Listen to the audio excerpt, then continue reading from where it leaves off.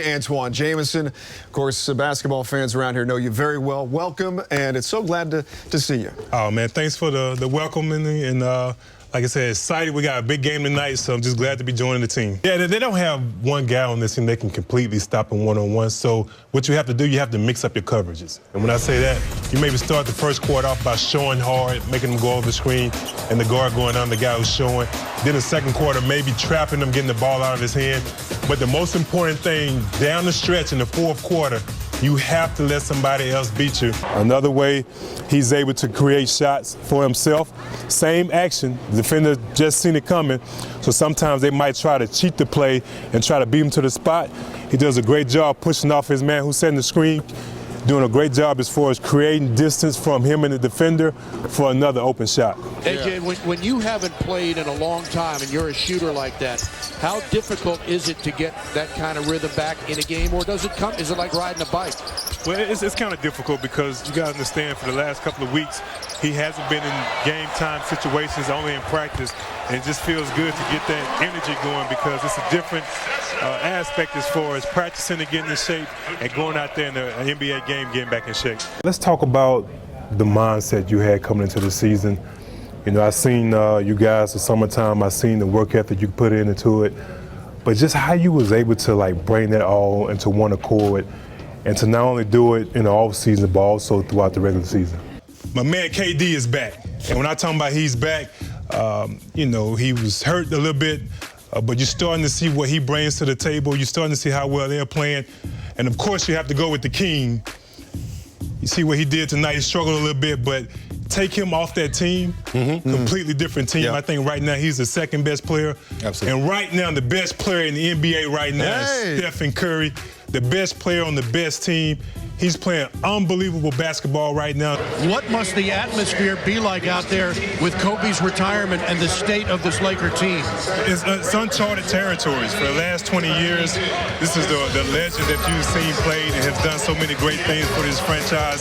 So it's been a sweet farewell to Kobe, but this is a rebuilding process for the Lakers as well. So Lakers fans in the city of LA are really going through a tough time right now. AJ, I'm curious to think how you feel about this guy. I mean, he's got so much upside. Yeah, I'm just fortunate enough I wasn't playing when he was in the NBA because he's a offensive player's nightmare, but also on the offensive end, he can do so many things. I think once he's consistent with that jump shot, he's going to be, the ceiling's going to be off the roof. You know, Twan, from playing in the box, that can be very frustrating when you have a small, skinny, quick guy denying you the basketball. It definitely is frustrating, but you have to give credit to the whole team. You've seen them play together out on the string. When somebody got beat off the dribbles, it was help penetration there. You see John Wall anticipating the ball, did a great job, creating easy opportunities from his defense to the offense. So you really got to give these guys credit for the way they played tonight. Let's say this. Let's say James doesn't trap, but he's even with you and he has a hand on your hip. Take us through that scenario. Yeah, that's even better because I know where the defender is at. So if his hand is on my hip and I feel him right here, he's still showing. That still gives me an advantage to get in front of him and put pressure on the defense. Yeah, Milwaukee kind of have the identity of their coach, Jason Kidd, who's not coaching them of late. But this is a dangerous team, especially when they get it going. They have a lot of talent out there so far that they haven't yet been able to be consistent. Pretty much the same problem the Wizards have as well. You guys have both been in losing and winning locker rooms, slumping locker rooms. So what do you do to get out of it tonight against Cleveland? Well, the most important thing is don't push the panic button. You're only 14 games into the season right now. The guys are frustrated, which they should be. A lot of high expectations put on this team before the season got started. We got to find veteran leadership in the locker room right now to calm these guys down. But the most important thing, you turn things around by winning basketball games, and hopefully they can do that tonight. Let's start with the champs, the Tar Heels. What impressed you most about this team and proved to you they're our #1 seed? Well, the thing about it, they were regular season champions. They came out and won the ACC tournament. But tonight, defensively, you've seen a Tar Heels team that pretty much proved to me if they can do this in the NCAA tournament, they can go a long way.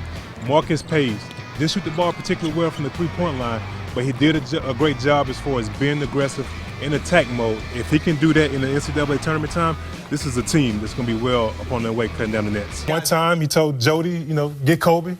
Kobe like, nah, I'm not going there. I'm good. So Jody's looking around like, do I listen to Coach or do I listen to Kobe? And amazing. Jody? yeah, Jody? I'm getting replaced by Jody?